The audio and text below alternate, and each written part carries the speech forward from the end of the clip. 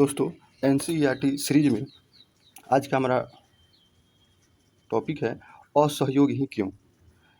ये topic NCERT class 10th के chapter 2 का भारत में राष्ट्रवाद का पार्ट 3 है। इसमें हम लोग आज जानेंगे कि महात्मा गांधी ने असहयोग आंदोलन क्यों प्रारंभ किया। ठीक है, तो असहयोग ही क्यों, इसके बारे में जानते हैं।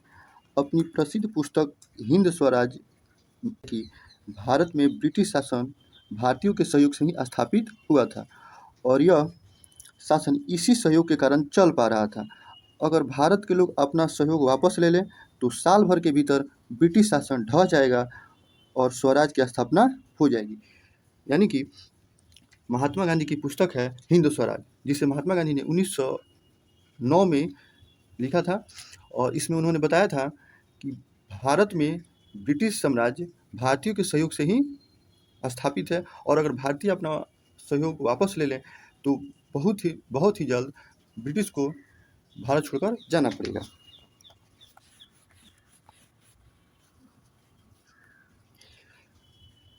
असहयोग का विचार आंदोलन कैसे बन सकता था। ठीक है, गांधी जी का सुझाव था कि यह आंदोलन चरणबद्ध तरीके से आगे बढ़ना चाहिए। कौन सा आंदोलन? असहयोग आंदोलन। सबसे पहले लोगों को सरकार द्वारा दी गई पदवियां लौटा देनी चाहिए। जैसे आप लोग को पता होगा कि उस समय 20वीं शताब्दी के प्रारंभ में जो पढ़े लिखे लोग थे, जो अच्छे घराने के लोग थे, राजघराने के लोग थे, उनको ब्रिटिश सरकार कुछ पदवियां देती थी।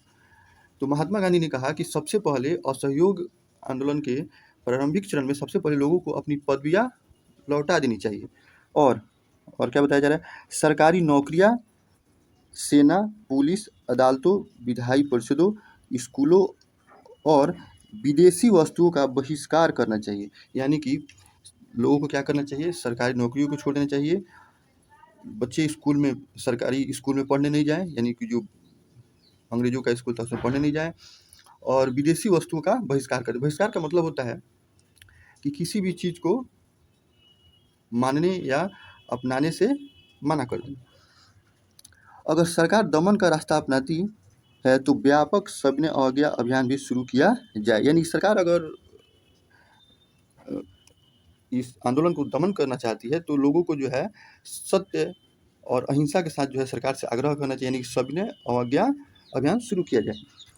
1920 की गर्मियों में गांधी जी और शौकत अली आंदोलन के लिए समर्थन जुटाते हुए देश भर में यात्रा करते रहे। यानी कि आप लोगों ने पीछे पढ़ा कि शौकत अली और मोहम्मद अली, जो कि खिलाफत आंदोलन के मुख्य नेता थे, तो उन्होंने और गांधी जी ने असहयोग आंदोलन और साथ ही साथ खिलाफत आंदोलन के लिए गर्मी के दिनों में 1920 में देश में घूम घूम कर लोगों को जोड़ने का प्रयास किया। कांग्रेस में बहुत सारे लोग इन प्रस्तावों पर शंकित थे। वे नवंबर 1920 में विधायी परिषद के लिए होने वाले चुनाव का बहिष्कार करने में हिचकिचा रहे थे। यानी कि देखिए, 1920 में जो है असहयोग आंदोलन शुरू होता है और खिलाफत आंदोलन शुरू होता है, और ठीक उसी समय जो है 1920 में ही विधायी परिषद के लिए चुनाव होना था, जिससे जो है कांग्रेस के लोग इसमें हिस्सा लेने से, यानी कि इस आंदोलन में हिस्सा लेने से हिचकिचा रहे थे कि इसका जो है चुनाव में उनको बुरा असर देखने के लिए मिल सकता है। उन्हें भय था कि इस आंदोलन में लोग हिंसा कर सकते हैं। यानी कि कांग्रेस के जो नेता थे उन लोगों को भय था कि इससे जो है आंदोलन में लोग हिंसा करेंगे और इससे जो है आगे बुरी स्थिति पैदा हो सकती है। सितंबर से दिसंबर तक कांग्रेस में भारी खींचातानी चलती रही। कुछ समय के लिए ऐसा लगा कि आंदोलन के समर्थकों और विरोधियों के बीच सहमति नहीं बन पाएगी। आखिरकार दिसंबर 1920 में कांग्रेस के नागपुर अधिवेशन में एक समझौता हुआ। कब होता है? 1920 के दिसंबर में नागपुर का कांग्रेस का अधिवेशन होता है, इस चीज़ को याद रखेंगे। और असहयोग कार्यक्रम पर स्वीकृति की मोहर लग गई। यानी कि कांग्रेस के नेताओं ने असहयोग आंदोलन शुरू करने के लिए मुहर कब लगा दी? तो नागपुर के अधिवेशन में, कांग्रेस के नागपुर के अधिवेशन में 1920 में। आगे पढ़ते हैं। आंदोलन आंदोलन किस तरह आगे बढ़ा, उसमें किन लोगों ने हिस्सा लिया, विभिन्न सामाजिक समूहों ने असहयोग के विचार को किस तरह समझा, यानी कि लोगों के बीच जो है ये कैसी धारणा बनी असहयोग आंदोलन और खिलाफत आंदोलन को लेकर के, इस चीज़ को भी समझेंगे। देखिए आप लोग देख सकते हैं लोग कैसे जो है असहयोग आंदोलन में हिंदू और मुस्लिम सभी समुदाय के लोग जो है एक साथ मिलकर अंग्रेजी सरकार को भगाने के लिए और अपना सहयोग वापस लेने के लिए जो है सड़कों पे इकट्ठा हुए। अगला टॉपिक है आंदोलन के भीतर अलग अलग धारणा, यानी असहयोग आंदोलन और खिलाफत आंदोलन में जो लोगों की अलग अलग धारणाएं बनी हुई थी, इस चीज़ को पढ़ेंगे। असहयोग और खिलाफत दोनों चूंकि साथ साथ चल रहा था इसलिए एक साथ दिया गया है। असहयोग खिलाफत आंदोलन जनवरी 1921 में शुरू हुआ, यानी कि नागपुर कांग्रेस के नागपुर अधिवेशन 1920 में असहयोग आंदोलन के लिए जो है और खिलाफत आंदोलन के लिए मुहर लग गई, और ये शुरू कब होता है, जनवरी 1921 में शुरू होता है। इस आंदोलन में विभिन्न सामाजिक समूहों ने हिस्सा लिया, लेकिन हर एक की अपनी अपनी आकांक्षाएं थी, यानी कि सभी जो समुदाय के लोग थे उनकी अपनी अपनी आकांक्षाएं थी। सभी लोग एक उद्देश्य से जो है आंदोलन में हिस्सा नहीं ले रहे थे, सबकी अपनी अलग अलग इच्छाएं थी। सभी ने स्वराज के आह्वान को स्वीकार तो किया, लेकिन उनके लिए उसके अर्थ अलग थे। ठीक है, आगे पढ़ते हैं क्या थे। अब बताया जा रहा है कि शहरों में आंदोलन, यानी शहरों में आंदोलन का क्या प्रभाव दिखा, इस चीज़ को पढ़ेंगे। आंदोलन की शुरुआत शहरी मध्य वर्ग की हिस्सेदारी के साथ शुरू हुई, यानी कि शहरों में जो मध्य वर्गीय यानी मिडिल क्लास के जो लोग थे उन्होंने जो है आंदोलन की शुरुआत की, यानी सबसे पहले वो मध्य वर्गीय लोग हिस्सा लिए। हजारों विद्यार्थियों ने स्कूल कॉलेज छोड़ दिए, हेडमास्टरों और शिक्षकों ने इस्तीफे सौंप दिए, यानी हेडमास्टर और शिक्षक लोग इस्तीफा दे दिए सरकारी स्कूलों से, यानी जो अंग्रेजों का स्कूल था उससे।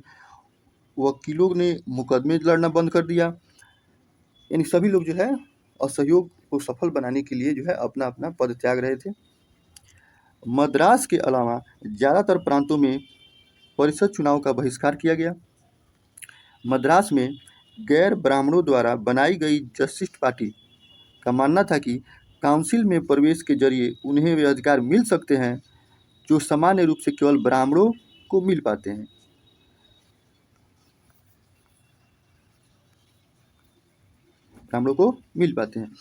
इसलिए इस पार्टी ने चुनाव का बहिष्कार किया। आर्थिक मोर्चे पर असहयोग का असर और भी ज़्यादा नाटकीय रहा, यानी कि जब आर्थिक मामले में देखा जाए तो ये और भी जो है नाटकीय रूप से देखने को मिलता है। विदेशी सामानों का बहिष्कार किया गया, शराब की दुकानों की पिकेटिंग की गई। देखिए पिकेटिंग का मतलब होता है कि जैसे कि शराब की दुकानों की पिकेटिंग का मतलब हो जाएगा कि शराब की दुकानें जहाँ थी, लोगों ने भीड़ के साथ जो है शराब की दुकान के किनारे किनारे जो है घेराबंदी कर दी, ताकि जो है कोई उससे जा कर के खरीदारी न कर सके। इसी को कहते हैं पिकेटिंग, यानी किसी भी चीज़ की पिकेटिंग करनी है तो लोग उसको क्या करते हैं, उसकी घेराबंदी कर देते हैं और किसी भी ग्राहक को उस दुकान तक पहुँचने नहीं देते हैं। ठीक है, उम्मीद करता हूँ कि आप लोग समझ गए होंगे। और विदेशी कपड़ों की होली जलाई गई, यानी कि जो भी विदेशी कपड़े थे लोग उसको जलाने लगे रोडों पर, सड़कों पर। 1920 से 1922 ये डाटा दिया गया है के बीच विदेशी कपड़ों का आयात आधा रह गया, यानी कि जो पहले 2021 से पहले तक जो विदेशी कपड़ों का आयात होता था वो 1921 से 22 के बीच जो है बिल्कुल आधा पे आ गया, यानी कि बहुत गिरावट आई। उसकी कीमत 102 करोड़ से घटकर 57 करोड़ रह गई। बहुत सारे स्थानों पर व्यापारियों ने विदेशी चीज़ों का व्यापार करने या विदेशी व्यापार में पैसा लगाने से इनकार कर दिया। जब बहिष्कार आंदोलन फैला और लोग आयातित कपड़ों को छोड़कर केवल भारतीय कपड़े पहनने लगे तो भारतीय कपड़ा मिलों और हथकरघों का उत्पादन भी बढ़ने लगा, यानी कि इससे जो है भारतीय जो हथकरघा और जो भारतीय कपड़ा मिल थे उनको जो है उनका उत्पादन भी बढ़ने लगा, उनको मुनाफा भी अधिक होने, यानी कि सब देखा जाए तो भारतीय व्यापारियों को अच्छा मुनाफा होने लगा। कुछ समय बाद शहरों में यह आंदोलन धीमा पड़ने लगा। देखिए अब इसका वजह क्या है, अभी तो जो है बताया गया कि भारतीय लोगों को इससे फ़ायदा होने लगा, लेकिन फिर जो है ये धीमा क्यों पड़ने लगा, इस चीज़ को समझेंगे। इसके कई कारण थे, अब कौन कौन से कारण थे जानेंगे। खादी का कपड़ा मिलों में भारी पैमाने पर बनने वाले कपड़ों के मुकाबले प्राय महंगा होता था। यानी कि जो खादी का कपड़ा था वो जो कपड़े विदेशों में बड़ी बड़ी कंपनियों में बनाए जा रहे थे उनके मुकाबले खादी का कपड़ा महंगा था और गरीब उसे नहीं खरीद सकते थे। वे मिलों के कपड़े का लंबे समय तक बहिष्कार कैसे कर सकते थे? यानी कि बहिष्कार आंदोलन और असहयोग आंदोलन में, जिसको असहयोग आंदोलन कहते हैं, में लोगों ने तो पहले ही कहा कि हम विदेशी कपड़े नहीं पहनेंगे, लेकिन चूंकि भारतीय कपड़े जो खादी कपड़े थे वो महंगे थे, तो महंगे कपड़े जो है गरीब लोग कैसे ज़्यादा दिन तक पहन सकते हैं, इसी चीज़ को बताया जा रहा है। वे मिलों के कपड़े का लंबे समय तक बहिष्कार कैसे कर सकते थे, ये चीज़ बताया गया है। ब्रिटिश संस्थानों के बहिष्कार से भी समस्या पैदा हो गई।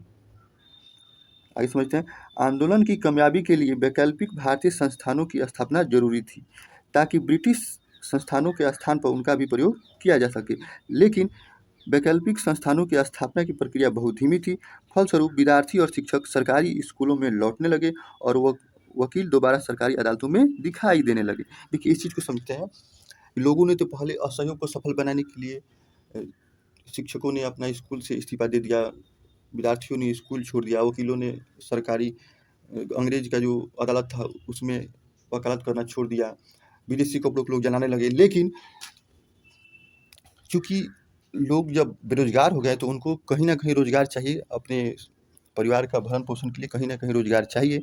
और चूँकि भारतीय अभी इतने सक्षम नहीं हो पाए थे कि इतनी जल्दी जो है इन सब चीज़ों को पूरा कर पाते, इसलिए फिर मजबूर होकर लोग अंग्रेजी संस्थानों में जाना प्रारंभ कर दिए। अगला टॉपिक है ग्रामीण इलाकों में विद्रोह। यानी अब ग्रामीण इलाकों में विद्रोह कैसे होता है इस चीज़ को समझेंगे, क्योंकि आप लोगों ने पहले भी पढ़ा, पिछले पार्ट में मैंने बताया है कि जब प्रथम विश्व युद्ध चल रहा था 1914 से 1918 तक, तो उसमें कैसे जो है ग्रामीण क्षेत्र से लोगों को जबरन सेना में भर्ती कराया जा रहा था। तो जाहिर सी बात है कि ग्रामीण इलाकों में विद्रोह तो होगा ही। शहरों से बढ़कर असहयोग आंदोलन देहात में फैल गया था। यानी कि शहरों से ज़्यादा जो है इसका प्रभाव कहाँ देखने के मिला? गाँव में देखने के लिए मिला। युद्ध के बाद देश के विभिन्न भागों में चले किसान और आदिवासियों के संघर्ष भी इस आंदोलन में समा गए। यानी कि जगह जगह जो है आदिवासी आंदोलन भी हो रहे थे, जो असहयोग आंदोलन के हिस्सा बने।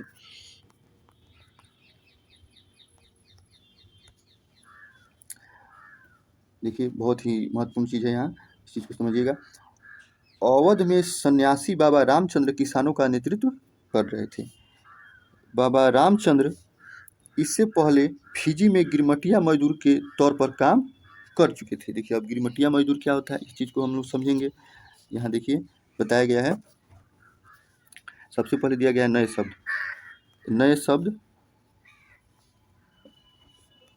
शब्द में जो है समझेंगे। बेगार क्या होता है? बिना किसी पारिश्रमिक के काम कराना, जिसको बेगार कहते हैं। नेक्स्ट क्या है? गिरमिटिया मजदूर, इस चीज़ को अच्छे समझ लेंगे। औपनिवेशिक शासन के दौरान बहुत सारे लोगों को काम करने के लिए फिजी, गयाना, वेस्ट इंडीज आदि स्थानों पर ले जाया जाता था, जिन्हें बाद में गिरमिटिया कहा जाने लगा। उन्हें एक एग्रीमेंट यानी अनुबंध के तहत ले जाया जाता था। बाद में इसी एग्रीमेंट को ये मजदूर गिरमिटिया कहने लगे, जिससे आगे चलकर इन मजदूरों को गिरमिटिया मजदूर कहा जाने लगा। अंग्रेजी में इन्हें इंडेंटर्ड लेबर कहा जाता है। उम्मीद करता हूँ कि आप लोग समझ गए होंगे। चलिए आगे बढ़ते हैं, हम लोग अपने टॉपिक पे आते हैं।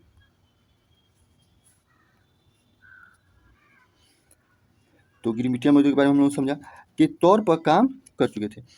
उनका आंदोलन तालुकदारों और जमींदारों के खिलाफ था। यानी कि जो बाबा रामचंद्र थे उनका आंदोलन किसके खिलाफ था? तालुकदारों और जमींदारों के खिलाफ था, जो किसानों से भारी भरकम लगान और तरह तरह के कर वसूल करते थे। किसानों को बेगारी करनी पड़ती थी। अभी हम लोगों ने बेगारी के बारे में समझा। बेगारी करनी पड़ती थी। पट्टेदार के तौर पर उनके पट्टे निश्चित नहीं होते थे।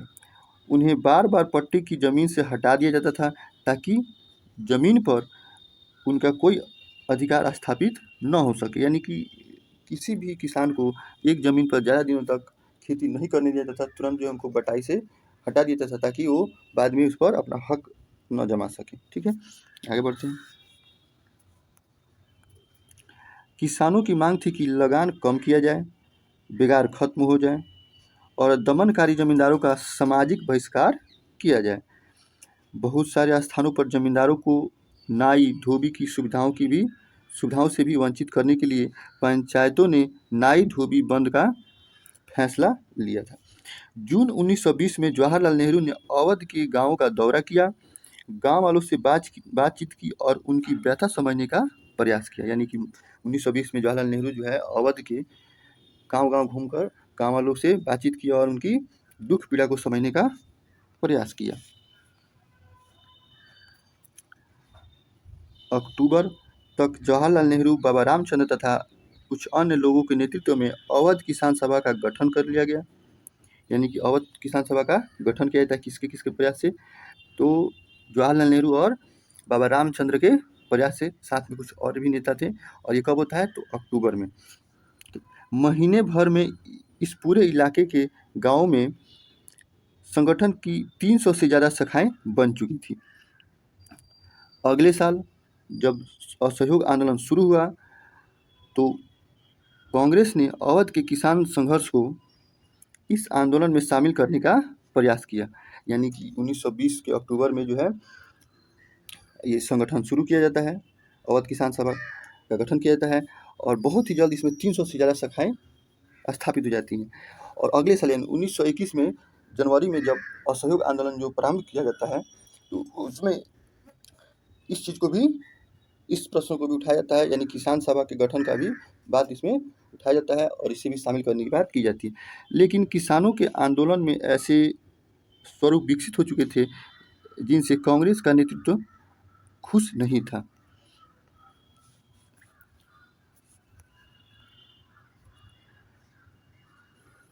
खुश नहीं था। ठीक है, आगे बढ़ते हैं। 1921 में जब आंदोलन फैला तो तलुकदारों और व्यापारियों के मकानों पर हमले होने लगे, क्योंकि ये लोग जो है क्या करते थे, किसानों पर अत्याचार करते थे। कौन? तलुकदार और व्यापारी और जमींदार लोग। बाजारों में लूटपाट होने लगी और अनाजों के गोदामों पर कब्जा कर लिया गया।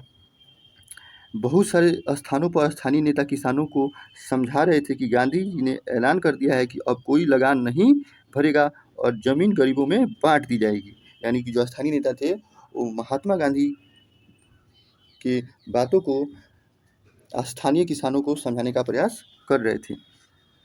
महात्मा गांधी का नाम लेकर लोग अपनी सारी कार्रवाइयों और आकांक्षाओं को सही ठहरा रहे थे। यानी कि कुछ ऐसी भी बातें थी जो महात्मा गांधी नहीं बोले थे, फिर भी महात्मा गांधी का नाम लेकर स्थानीय जो छोटे छोटे नेता लोग थे वो किसानों को जो है बेवकूफ़ बनाने का प्रयास कर रहे थे। ठीक है, आदिवासी किसानों ने महात्मा गांधी के संदेश और स्वराज के विचार का कुछ और ही मतलब निकाला। क्या मतलब निकाला? उदाहरण के लिए आंध्र प्रदेश की गुडेम पहाड़ियों में 1920 के दशक की शुरुआत में एक उग्र गुरिल्ला आंदोलन फैल गया। कांग्रेस इस तरह के संघर्ष को कभी स्वीकार नहीं कर सकती थी। कब फैला ये? 1920 के दशक में ये आंध्र प्रदेश के क्षेत्र में फैला है उग्र गुरिल्ला आंदोलन। अन्य वन, ये जो है स्रोत बताया गया है, इस चीज़ को आप लोग बुक में देख सकते हैं। यहाँ पे मैं इस चीज़ को जो है आप लोगों को दिखा देना चाहता हूँ, आप लोग खुद से इसको पढ़ लेंगे। स्रोत के बारे में बताया गया है, बहुत महत्वपूर्ण चीज़ नहीं है और आप लोग चाहे तो इसको खुद से पढ़ सकते हैं। ठीक है, हम लोग टॉपिक पे आते हैं।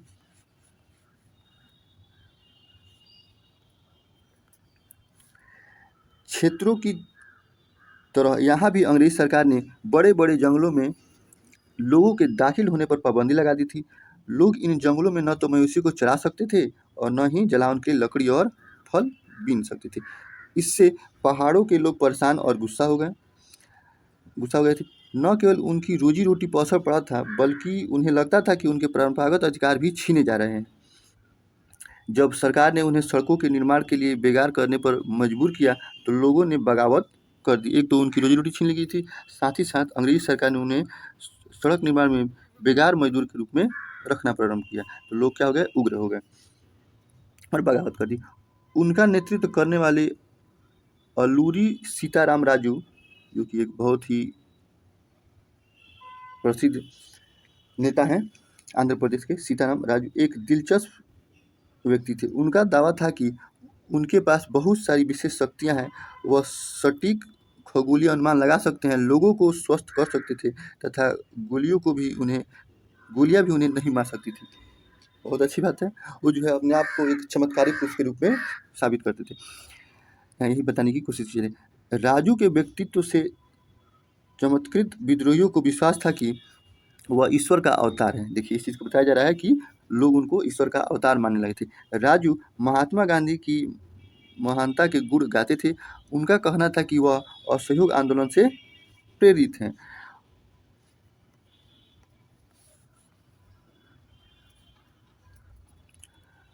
उन्होंने लोगों को खादी पहनने तथा शराब छोड़ने के लिए प्रेरित किया।